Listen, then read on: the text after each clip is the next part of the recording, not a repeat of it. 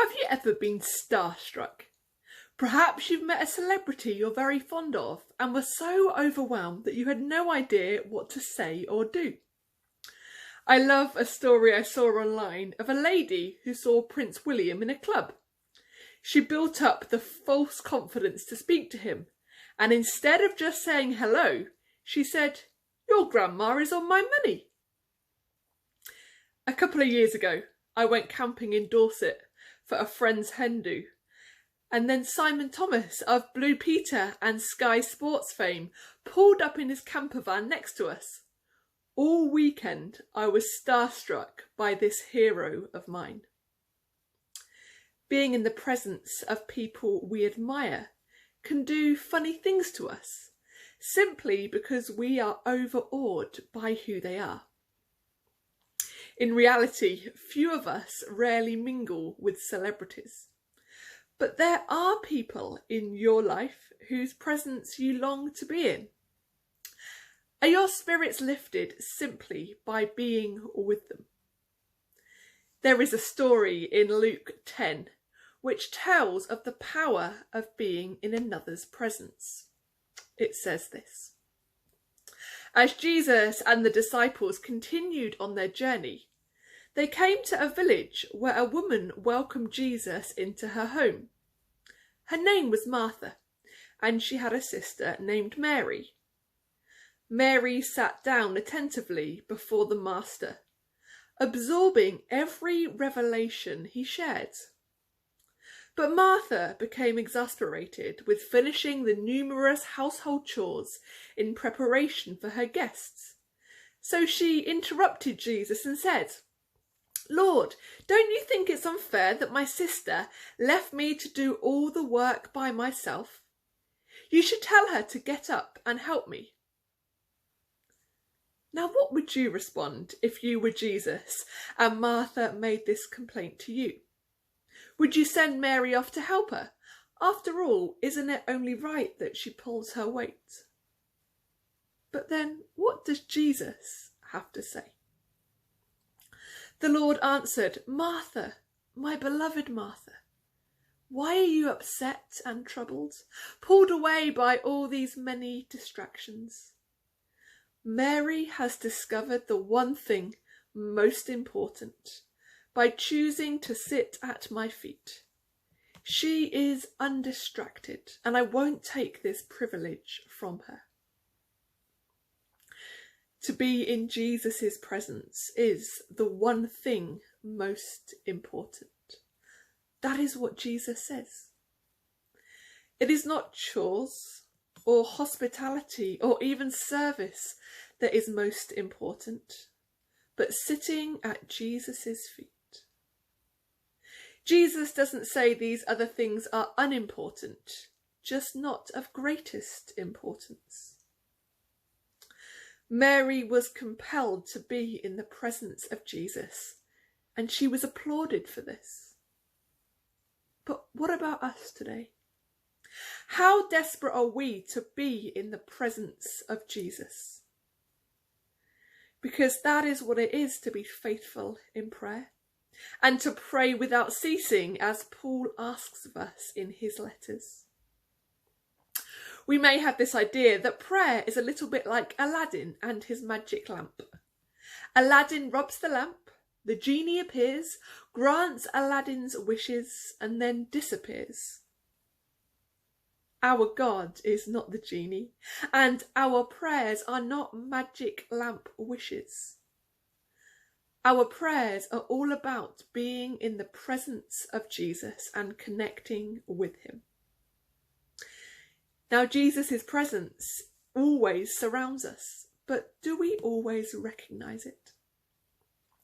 Martha was in the presence of Jesus, but she was distracted. Martha wasn't distracted by negative things. She was distracted by positive acts of service, but it was still taking her away from connecting with Jesus. When did you last intentionally open your eyes to the presence of God? What distracts you from prayer? A fisherman was at sea with his companions when a storm came up and threatened to sink their ship. His friends begged him to pray, but he said, "It's been a long time since I've done that or even entered a church." At their insistence, however, he finally cried out, "Oh Lord, I haven't asked anything of you in 15 years, and if you help us now and bring us safely to land, I promise I won't bother you again for another 15. Does this story resonate in your life? Or can you say you are faithful in prayer? Or perhaps, like me, you're somewhere in between. Prayer is all about relationship. We don't know what words Jesus shared whilst Mary sat at his feet, but we can imagine the time in his presence changed her. For anyone who has prayed more than a couple of times, we know that prayer is not like Aladdin's lamp, simply because our prayers are not always answered with the yes we are after. The challenge of unanswered prayer has caused many to doubt, many to grapple with the truth, and many to walk away from faith. I used to have a wristband with the acronym PUSH on it. Pray until something happens. I used to assume this meant just keep on praying until God gives you the answer you want. But Soren Kierkegaard says this: prayer does not change God, but it changes those who pray. When Paul calls us to be faithful in prayer, and we are encouraged to pray until something happens, it's wonderful when our prayers are answered in the way we want, but the something happening may be more about something happening to us than the situation. Being in God's presence, slowly but surely, should transform us more into Christ's likeness. A 10-year-old boy who had heard a sermon on persisting in prayer was praying by himself in his room one night.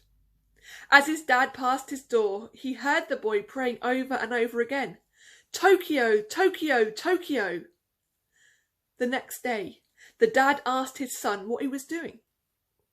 The boy replied that he'd given the wrong answer on a test for the capital of Mexico, and he was praying that Tokyo would become the capital of Mexico. Sadly for this lad, however persistently he prayed, he wasn't going to get a yes. But ultimately, we see an anxious boy persistently seeking God. As Paul tells us to be persistent and devoted in prayer, it is not so much about receiving the answers we want to our prayers, but instead developing our relationship with God. Our human relationships only thrive or even survive when we spend time in each other's presence and keep speaking and listening to one another. The same is true of our relationship with God. If we want to know God, we have to take time away from the busyness and activity. We have to take time away to sit at the feet of Jesus. For a relationship to flourish, it requires an investment of time, an investment of energy, and an investment of ourselves. And what greater joy is there than to sit in the presence of the one who created us, loves us, and wants the very best for us. Early African converts to Christianity were earnest and regular in private devotions. Each one reportedly had a separate spot in the thicket where he would pour out his heart to God. Over time, the paths to these places became well worn. As a result, if one of these believers began to neglect prayer, it was soon apparent to the others. They would kindly remind the negligent one, "Brother, sister, the grass grows on your path." Has the grass grown on your path? Or is there a well-worn path? The only way we are going to get a deeper experience of God is to seek his presence and to sit at his feet. And we have to make that choice for ourselves. In these days, I hope and pray that you will not engage in prayer simply out of duty, guilt, or obligation, but instead because, like Mary, you desire to be in the presence of God. May the following song lyrics be your heart's cry.